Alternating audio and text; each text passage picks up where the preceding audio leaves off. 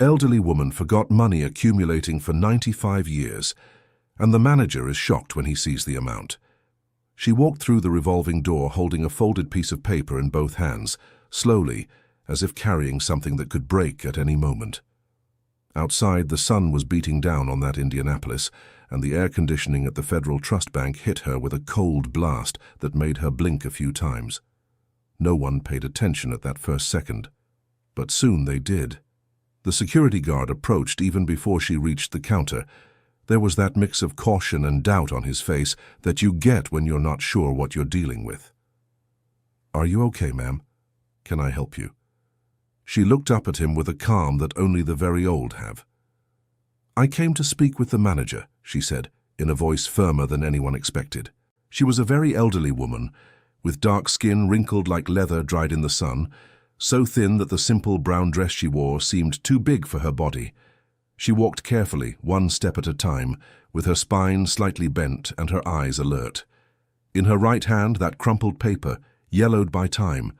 In her left, a small old leather purse she held with the same seriousness of someone carrying something important. The security guard, a young man named Tyler, called an attendant over the radio with that tone of someone reporting a situation they don't quite know how to classify. The attendant who arrived was named Trevor, about 30-something, a well-pressed suit, a postcard smile. "Good afternoon, ma'am. How can I help you?" "I have an account here," she said. "I want to know how much is in it." Trevor blinked. "Checking account? Savings?" "I don't know what they call it these days. I know my father opened it for me when I was a child. Here's the document." She placed the paper on the counter carefully, like someone placing a relic on an altar. Trevor looked at it, and the expression on his face changed in a second. Not from surprise, from a confusion mixed with something she already knew all too well over nearly a century of life. The doubt of someone who thinks the person isn't in their right mind. "Ma'am, this document looks very old." 95 years, she said without blinking. "My father signed it when I was 2 years old. He put a sum in this account and said it was for my future. I forgot. Life happened. But the paper remained." Trevor took a deep breath. "I need to call the manager." And that's how Julian Sterling entered this story. Julian was 38 years old, a navy blue suit, a tie to match, and that walk of someone who's always a little too busy for the pace of the person in front of him. When Trevor told him the situation in the hallway, he came with his face already set for no, ready to explain that such old documents were usually no longer valid, that the account had probably been closed due to inactivity, that there was a process for these situations. But when he saw the paper, it was something else. The document was a passbook deposit, the kind that existed decades ago, when banks still recorded everything by hand, in dark ink and neat handwriting. The account holder's name was there, Dorothy Eleanor Mitchell. The opening date, a day in November of a year that belonged to another world, and the amount deposited by her father, Arthur Mitchell, a farmer from a small town in the Midwest, $450,000 silver dollars. Julian looked at the paper, looked at her, raised a hand to his mouth like someone trying to organize what they're feeling before opening their mouth. "I need to stop here for a second, because when I found out what was written on that document, I had to read it twice to believe it. And I've heard a lot of things in this life." "Your name is Dorothy?" Julian asked. "Dorothy Eleanor Mitchell, 97 years old." She said it without pride and without modesty, like a simple fact about the world. Julian excused himself, turned his back, and made a signal to Trevor that the two understood without needing words. They needed to run the numbers. It could be a lot of things, or it could be nothing, but it needed to be checked carefully. Dorothy sat down in the chair next to the counter. She didn't ask for water, didn't ask for help. She folded her hands in her lap and waited, with that patience that only those who have truly lived a long time can have. And while she waited, her story began to take shape. Not for them, for us. Dorothy had been born the daughter of Arthur and Abby, in a small town in the dusty red clay country of the Midwest, where dust rose on the road every time a car passed. Arthur had worked the land since he was a boy, had little schooling, But he had something many men with much more education did not. He believed the future could be different from the past. When Dorothy was born, the second of 5 children, he took the savings from 2 years of work and went to the nearest larger city. He walked into a Federal Trust Bank that had just opened, signed the paperwork in his newborn daughter's name, and told the teller back then that it was for the little girl's future. The teller, who probably found that simple man amusing for depositing an amount that seemed small to many, maybe didn't know what he was witnessing that day. Arthur went home and told Abby. Abby put the paper inside a cookie tin at the back of the wardrobe, and life swallowed everything up, as life does. Arthur never went back to the bank, not because he forgot, but because other urgencies kept coming. Children to raise, land to work, droughts to survive. Abby passed away before him, at a time when the children still needed so much, and when Arthur also passed very old and tired, the little house was passed from hand to hand among the children, until it reached the only one who stayed in the same region, Dorothy herself. She lived in that house for decades, raised a daughter, lost her husband, watched her grandchildren grow up, and never at any point in her long and full life did she remember the cookie tin at the back of the wardrobe. That was a memory of her father, not an asset. It didn't seem real. It was a granddaughter, Madison, who found the paper. Madison was 29 years old and had been living with Dorothy ever since her mother had moved to another city. She was the one who took her grandmother to the doctor, who did the shopping, who organized the house when it needed it. That Saturday morning, the two of them were cleaning a room that was always closed when Madison opened an old crate and found the rusty cookie tin. "Grandma, what's that?" Dorothy took the tin, opened it slowly, and stared at the paper for way too long for Madison not to think it was strange. "It's from your great-grandfather," she said softly. "He put money in a bank for me when I was a baby." Madison looked at the paper without understanding anything of those old letters, but she felt something, that hard-to-name thing you feel when you're in the presence of something that truly matters. "Grandma, we need to go to the bank to check this out." But Dorothy hesitated, not because she doubted the account, she had never doubted it, but because going to the bank meant messing with something that belonged to a time she kept carefully inside herself. It meant bringing her father back in a memory that also hurt. It took weeks for her to agree to go, and the reason that changed her mind was not curiosity. It was Madison. Dear listener, if you are enjoying the story, feel free to hit like and especially subscribe to the channel. It helps us a lot who are just starting out. Now continuing. Madison had a serious problem. A problem she had hidden from her grandmother for months, but that was reaching its limit. She had signed a contract together with a friend for a small space where the two of them planned to open a business. The friend disappeared with part of the money. The space never left the drawing board, and Madison ended up with a debt she couldn't pay. The property owner was demanding payment. The deadline was approaching, and Madison didn't know where to turn. She didn't want to tell her grandmother. But Dorothy, like any woman who had lived a long life, could read the silence of the people she loved. "You're hiding something from me," she said one night, without looking at her granddaughter, her eyes fixed on the window. Madison tried to deny it. "But there are things you can't hide from someone who's known you since birth." And she ended up telling everything, crying a lot, with that shame of someone who thinks they've failed and can't forgive themselves. Dorothy was quiet for a while. The house fell silent along with her. Then she said something Madison never forgot.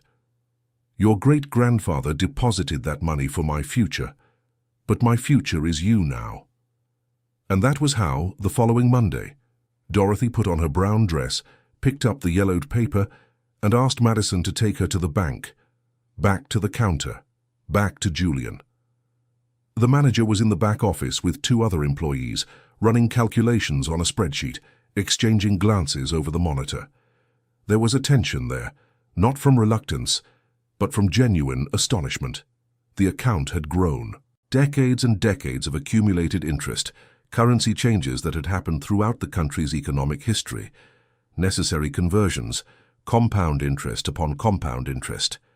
It was a complex process, and they needed to verify everything with the utmost care before saying any number out loud. But the values appearing on the screen were causing that expression Julian could no longer hide on his face. Outside the room, Dorothy waited.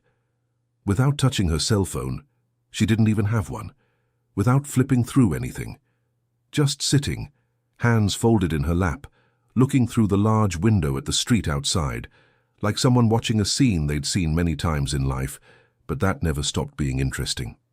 Tyler, the security guard, walked past her and, without quite knowing why, stopped and asked if she wanted a glass of water. She accepted and thanked him with a smile that he later said he wouldn't forget any time soon. Julian came out of the office with a printed sheet in his hand. His face was different, quieter.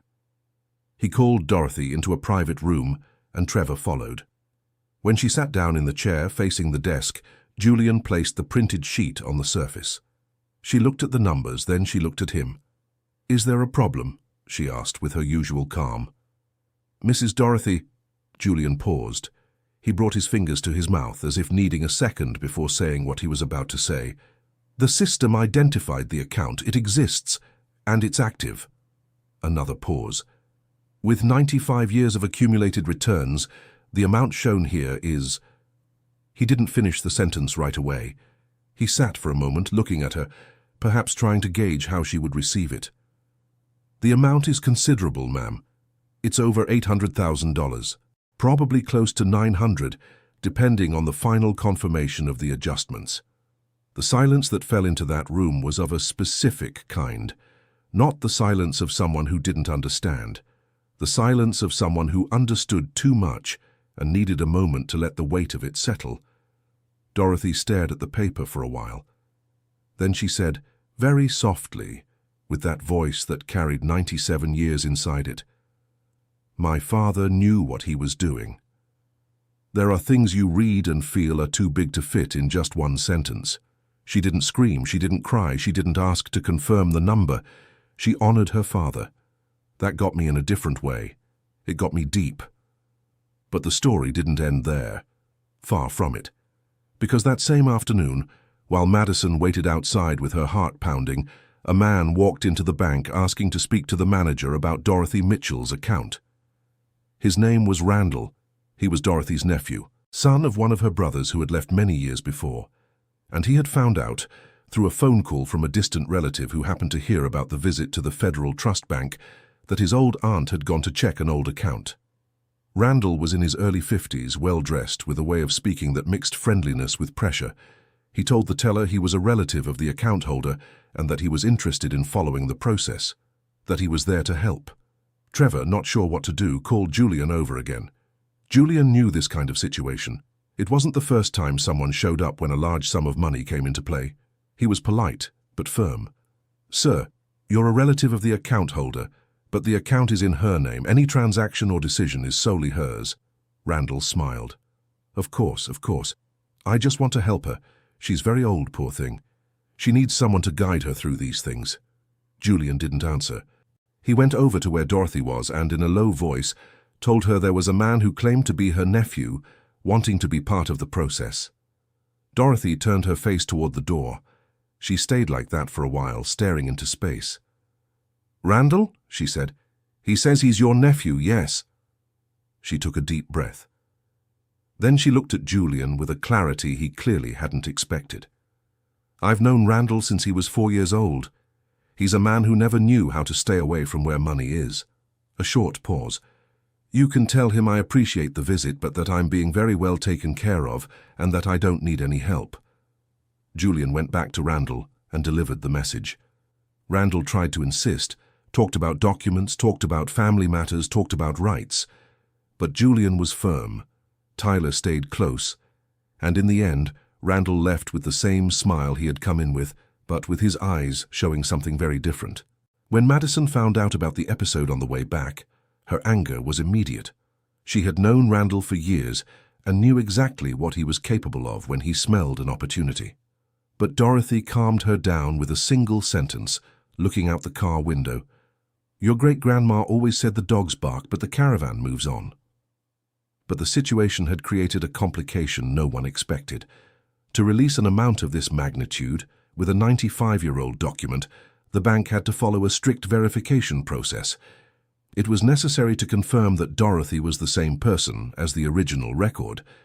And there was the problem. The original document had no photo. It had a name, date of birth, and her father's signature. Nothing more beyond that. Dorothy's original birth certificate had disappeared decades ago.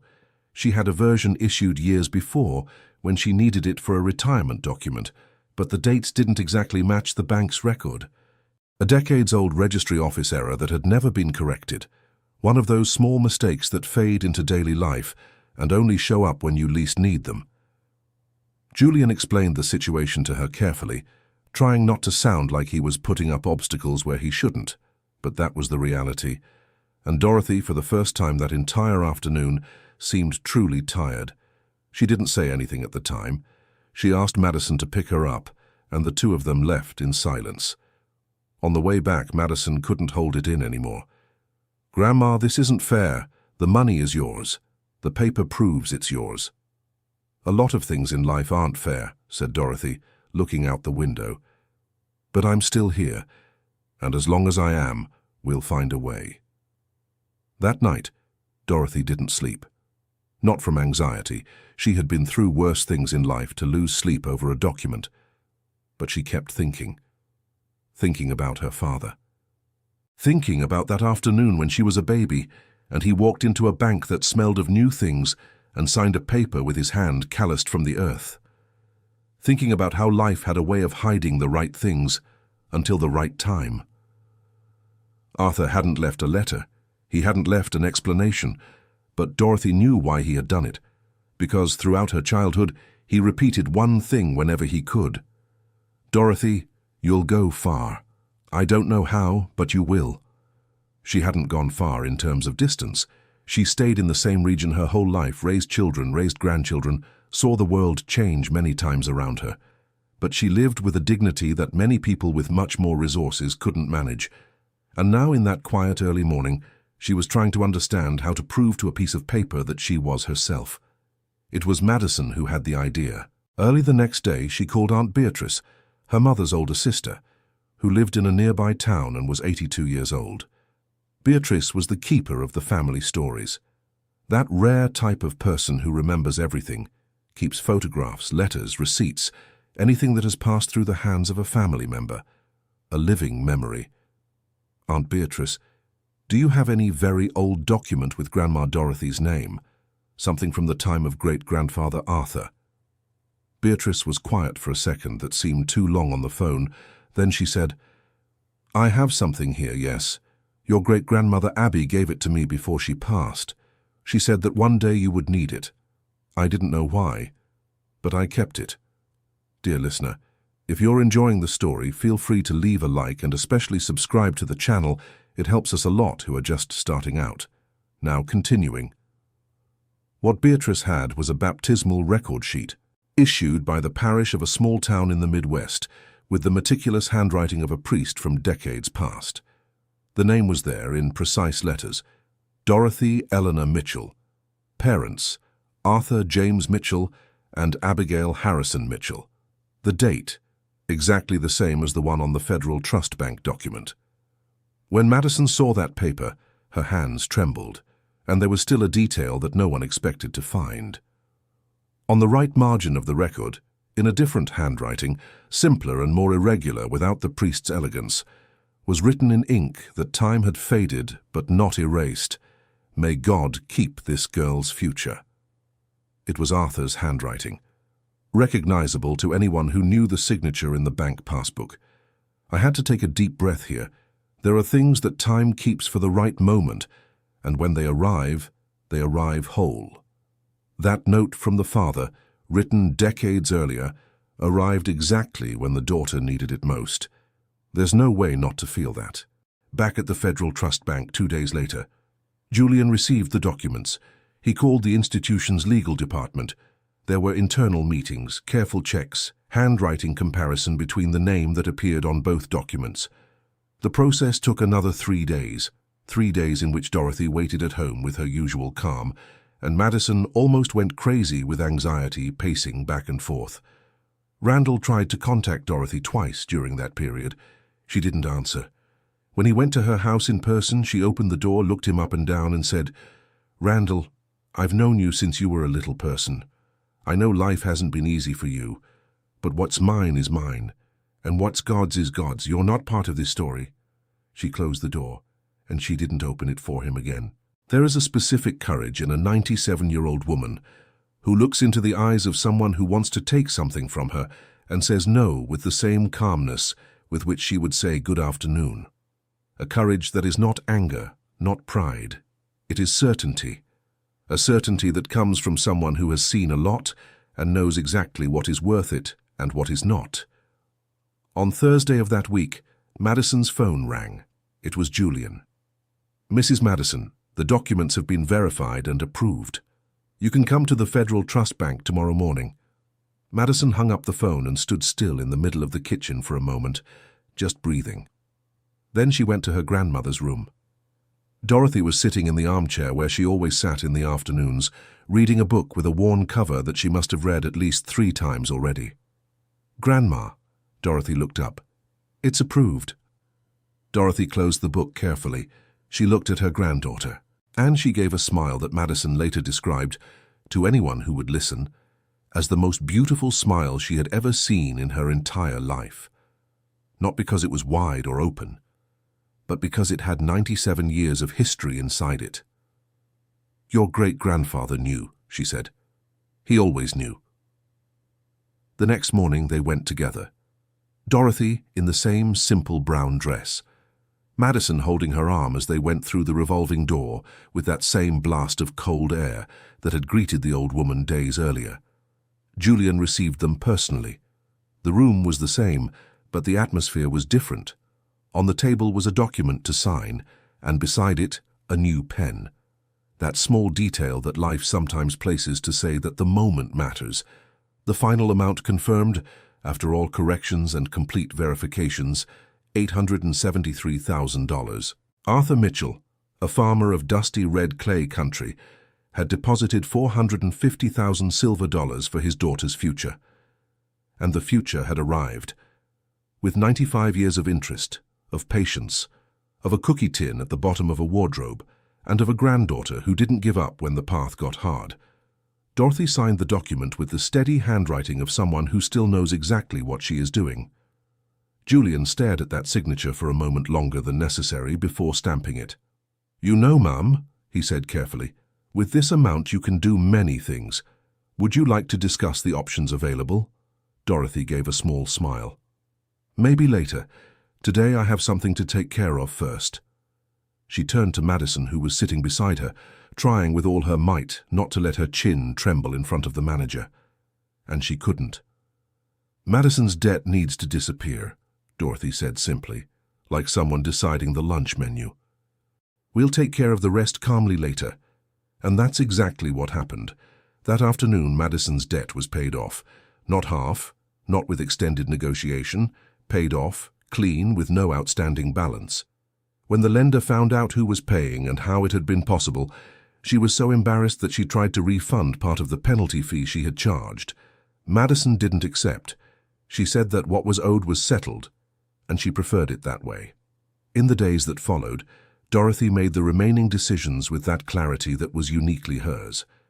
Part of the money went into a secure investment, properly guided by Julian.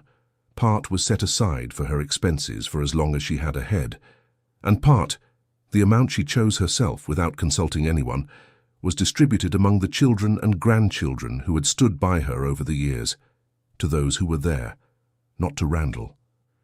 When the news spread through the family, Randall tried one last time. He sent a message through a mutual relative saying that she was being influenced by her granddaughter, that the money should be divided equally among all of Arthur's descendants, that there was a question of justice there. Dorothy replied via message as well, dictating to Madison what to write, word by word. "My father put this money in my name. If he had wanted it to be for everyone, he would have done it differently. Respect his will." There was no reply. There's one thing about this story that stays with me and won't let go. Arthur never saw the result of what he did. He planted in a time that was not his own, for a daughter he believed would go far, never knowing that seed would lie dormant for almost an entire century before germinating. I don't have a word big enough for that. I guess life doesn't either. Dorothy went back to her house, to her armchair, to the worn-covered book. But there was something new in that room now. On the little table by the armchair, inside a small picture frame that Madison had bought one afternoon, was a photograph of Arthur. The same old black-and-white image that Beatrice had sent along with the baptismal record. A simple man, in a light shirt, looking straight at the camera with the seriousness of someone not used to having his picture taken, but with something in his eyes that, if you stopped and looked closely, seemed to say one very clear thing. I knew. Every time Dorothy passed through the room, she would tap the picture frame lightly with her fingers, like greeting an old friend who had been away a long time, but deep down never really left. End of story. Arthur Mitchell had almost nothing, but he had faith in time and faith in his daughter.